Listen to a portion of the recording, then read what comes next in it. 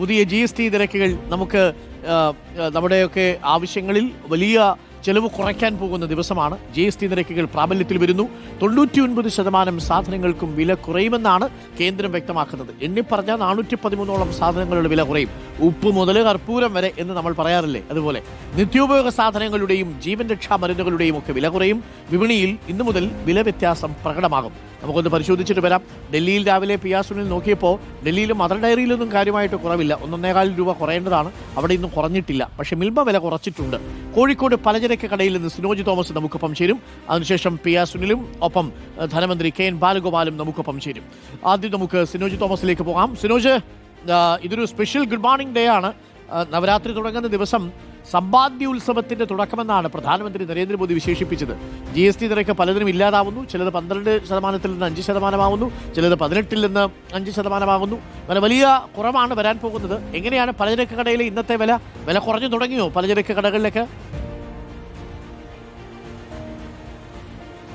Anukumar, good morning. എല്ലാവരും സന്തോഷത്തിലാണ്. പക്ഷേ എന്ന് ഈ GST ഇളവ് സാധാരണക്കാരന് കിട്ടിത്തുടങ്ങും, അല്ലെങ്കിൽ അത് കിട്ടുമ്പോൾ തുടങ്ങിയ സംശയങ്ങളൊക്കെ തന്നെ പൊതുവെ ജനങ്ങൾക്കുണ്ടാകും. അതുകൊണ്ടാണ് ഞാൻ കോഴിക്കോട് നഗരത്തിൽ വളയനാടുള്ള ഈ സന്തോഷേട്ടൻ്റെ ചെറിയ കടയിലേക്ക് വന്നത്. അതായത് 99% സാധനങ്ങളുടെയും വില കുറയുമെന്നാണ് കേന്ദ്ര സർക്കാർ പറഞ്ഞിരിക്കുന്നത്. നമ്മുടെ നാട്ടിൽ, പ്രത്യേകിച്ച് കേരളത്തിലൊക്കെ തന്നെ 99% ആളുകളും സാധനങ്ങൾ വാങ്ങുന്നത് ഇത്തരത്തിൽ അവരുടെ വീടുകളിനടുത്തുള്ള ഈ സന്തോഷേട്ടനെ പോലുള്ള, അല്ലെങ്കിൽ സുകുമാരേട്ടനെ പോലുള്ള, ബാബുട്ടനെ പോലുള്ള ചെറിയ ആളുകളുടെ കടയിൽ നിന്നാണ് സാധനങ്ങൾ വാങ്ങുന്നത്. അതായത് ചെറുകിട വ്യാപാരികളിൽ നിന്നാണ് സാധനങ്ങൾ വാങ്ങുന്നത്. ഇവർക്ക് ഇന്ന് മുതൽ ഈ GST ഇളവ് നൽകാൻ കഴിയുമോ എന്നാണ് നമുക്ക് ആദ്യം അറിയേണ്ടത്.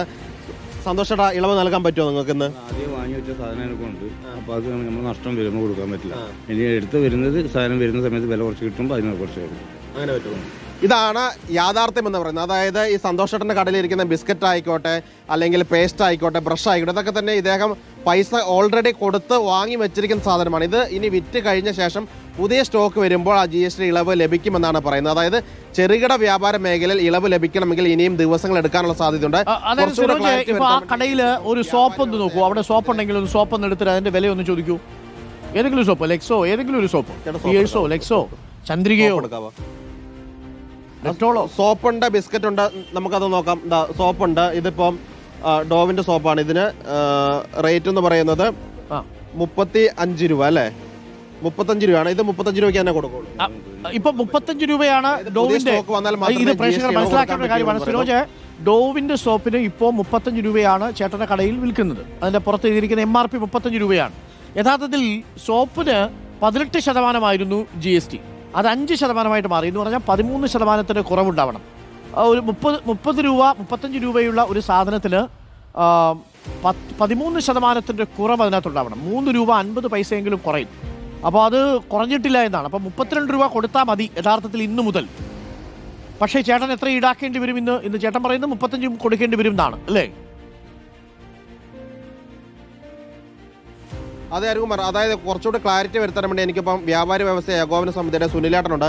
സുനിലേട്ട, ഇന്ന് മുതൽ ഏത് കടയിൽ പോയാലാണ് ഡയറക്റ്റ് ആയിട്ട് ഇളവ് ലഭിക്കുക? ഉപഭോക്താക്കളെടുത്തുനിന്ന് ഡയറക്റ്റ് നികുതി പിരിക്കുന്ന കടകളിലാണ് ഇന്ന് മുതൽ ഇത് അനുഭവപ്പെടുക. അല്ലാതെ ഇത്തരത്തിലുള്ള ചെറിയ കച്ചവടക്കാരെടുത്തുനിന്ന് ഇത് നികുതി കുറവുണ്ട് എന്ന് പറഞ്ഞിട്ട് ഇവർക്കിത് കൊടുക്കാൻ കഴിയില്ല. കാരണം ഇവർ ഓൾറെഡി നികുതി അടച്ചു കൊണ്ടുവന്ന സാധനങ്ങളാണ്. ഇത് ഉൽപ്പാദന കേന്ദ്രങ്ങളിൽ നിന്ന് നികുതി കുറച്ച് MRP സെറ്റ് ചെയ്ത് മാർക്കറ്റിലേക്ക് വരുന്ന കച്ചവടക്കാർക്കാണ് ഇത് പെട്ടെന്ന് നൽകാൻ കഴിയുക.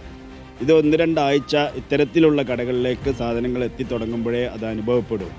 മറ്റേത് നേരിട്ട് ഉപഭോക്താക്കളിൽ നിന്ന് നികുതി പിരിച്ചെടുത്ത് ബില്ലെഴുതി കച്ചവടം ചെയ്യുന്ന ആളുകൾ ഇന്ന് മുതൽ അത്തരത്തിലുള്ള ഇതിലേക്ക് പോകും. അപ്പോൾ അത്തരം കച്ചവടക്കാർക്കുണ്ടാകുന്ന നഷ്ടം GST വകുപ്പിൽ നിന്നും അതിൻ്റെ കണക്കുകൾ ഹാജരാക്കിയാൽ അവർക്ക് കിട്ടും.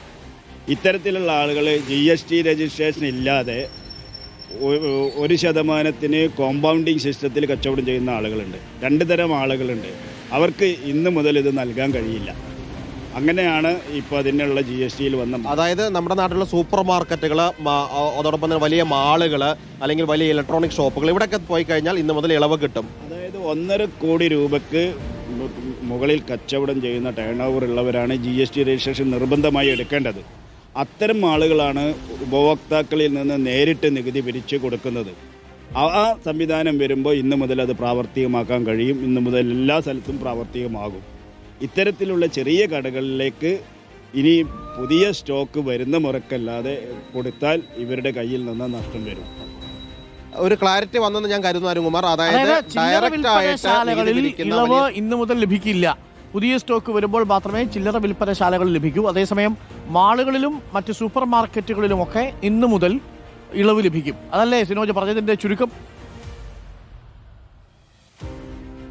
അതെ, അതാണ് അരുൺകുമാർ. അതായത് ഇത്തരത്തിലുള്ള സന്തോഷേട്ടൻ്റെ കട പോലുള്ള ചെറിയ കടകളിൽ, നമ്മുടെ ഗ്രാമപ്രദേശത്തുള്ള, നമ്മുടെ വീടിനടുത്തുള്ള കടകളിൽ ഇന്ന് മുതൽ ഇതിൻ്റെ ഇളവ് കിട്ടില്ല. പക്ഷേ പതുക്കെ ഈ കടയിലെ സ്റ്റോക്ക് മാറി പുതിയ റേറ്റിലുള്ള പ്രോഡക്റ്റ് എത്തിക്കഴിയുമ്പോൾ അതിന് ഇളവ് സാധാരണക്കാർക്ക് കിട്ടും. പക്ഷേ ഇന്ന് മുതൽ ഇളവ് ഡയറക്റ്റ് കിട്ടണമെങ്കിൽ വലിയ മാളുകൾ, ഷോപ്പിംഗ് മാളുകൾ, മാർക്കറ്റുകൾ, അല്ലെങ്കിൽ വലിയ ഇലക്ട്രോണിക് ഷോപ്പുകൾ ഇവിടെയൊക്കെ തന്നെ പോയി കഴിഞ്ഞാൽ, അതായത് ഡയറക്റ്റ് ആയിട്ട് കമ്പ്യൂട്ടറൈസ്ഡ് GST ബില്ല് നൽകുന്ന കടകളിൽ നിന്ന് സാധനം പർച്ചേസ് മാത്രമാണ് ചെയ്ത് കഴിഞ്ഞാൽ ഇന്നു മുതൽ ഇളവുകൾ ലഭിക്കുക.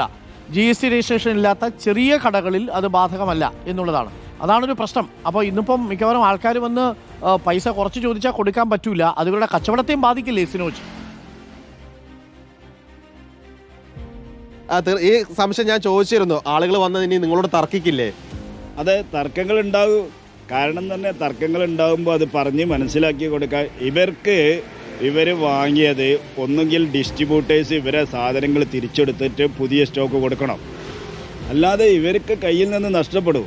അത് ഞങ്ങൾ സർക്കാരിൻ്റെ മുമ്പിലും ബോധ്യപ്പെടുത്തിയതാണ്. 1.5 കോടി രൂപയ്ക്ക് താഴെ കച്ചവടം ചെയ്യുന്ന 1% കോമ്പൗണ്ടിങ് ചെയ്തിട്ട് കച്ചവടം ചെയ്യുന്ന കച്ചവടക്കാരന് എവിടെ നിന്നും പണം തിരിച്ചു കിട്ടും? നൽകിയത് ആകെ കിട്ടുക 4-5% ഇവർക്ക് ലാഭം കിട്ടുക. അതിൽ 10-13% കയ്യിൽ നിന്ന് നഷ്ടപ്പെടുത്തി ആരെങ്കിലും കച്ചവടം ചെയ്യാൻ നിൽക്കും. അപ്പോൾ ഇത് 1-2 ആഴ്ചകൾ കഴിയുമ്പോൾ അല്ലെങ്കിൽ കമ്പനി ഇത്തരം ചെറുകിട കച്ചവടക്കാരുടെ രക്ഷയ്ക്കെത്തണം. അതായത് നിലവിലുള്ള സ്റ്റോക്ക് തിരിച്ചെടുത്ത് പുതിയ സ്റ്റോക്ക് കൊടുക്കുക എന്നുള്ളത് അത് പ്രായോഗികമല്ല. അങ്ങനെ ഒരു കമ്പനി അങ്ങനെ ചെയ്തതായിട്ട് കേട്ടിട്ടില്ല, ഇതുവരെ കേട്ടിട്ടില്ല. ഇല്ല. കമ്പനികൾ ഇന്ന് മുതലാണ് ഈ കമ്പനികൾ പുതിയ ഉൽപ്പന്നങ്ങൾ ഇറക്കാൻ തുടങ്ങുന്നത്. അത് മാർക്കറ്റിൽ എത്തണമെങ്കിൽ മാസങ്ങളോളം ആവും. പിന്നെ ഈ പറഞ്ഞ രീതിയിൽ നികുതി ഡിപ്പാർട്ട്മെന്റ് നഷ്ടപ്പെടുന്ന ഈ സംഖ്യ വെച്ച് കൊടുക്കുന്ന ശരി, അത് കാര്യങ്ങൾ മനസ്സിലായി സിനോജ്. അപ്പോൾ ചുരുക്കത്തിൽ ഇതേ ഉള്ളൂ പ്രിയപ്പെട്ട പ്രേക്ഷകരെ, ഇന്നു മുതലാണ് GST പ്രാബല്യത്തിൽ വരേണ്ടത്. ഇന്നു മുതൽ നമ്മൾ എല്ലാ ഉപഭോക്താക്കൾക്കും കുറഞ്ഞ നിരക്കിലുള്ള GSTക്ക് അവകാശമുണ്ട്. പക്ഷേ പ്രശ്നം എന്ന് വെച്ച് കഴിഞ്ഞാൽ ചില്ലറ വിൽപ്പനശാലകളിലൊന്നും GST രജിസ്ട്രേഷൻ ഇല്ലാത്ത കടകളുണ്ടല്ലോ. ആ ചെറിയ കടകളിൽ ഉൾപ്പെട്ടവർക്ക് അവർ ഇതിനകം തന്നെ സാധനങ്ങൾ എടുത്ത് സ്റ്റോക്ക് ചെയ്തിട്ടുണ്ട്. അവർ നേരിട്ട് ജനങ്ങളിൽ നിന്ന് നികുതി പിരിച്ചു കൊടുക്കുന്നില്ല. GST രജിസ്ട്രേഷനുള്ള സൂപ്പർ മാർക്കറ്റുകളിൽ നിന്നാണ് വാങ്ങുമ്പോഴാണ് ഇന്നു മുതൽ ഇളവുകൾ യഥാർത്ഥത്തിൽ പ്രാബല്യത്തിൽ വരിക. അത് പാവപ്പെട്ട ഈ കച്ചവടക്കാരുടെ കച്ചവടത്തെ ബുദ്ധിമുട്ടിക്കുകയും ചെയ്യും കേട്ടോ. അത് വേറൊരു കാര്യം. അപ്പോൾ പുതിയ സ്റ്റോക്ക് വരുന്നത് വരെ ചില്ലറ വിൽപ്പനശാലകളിൽ നിന്ന് ആ ഇളവ് നമ്മൾ പ്രതീക്ഷിക്കേണ്ടതില്ല എന്നുള്ളതാണ്. അതാണൊരു പ്രധാനപ്പെട്ട കാര്യം.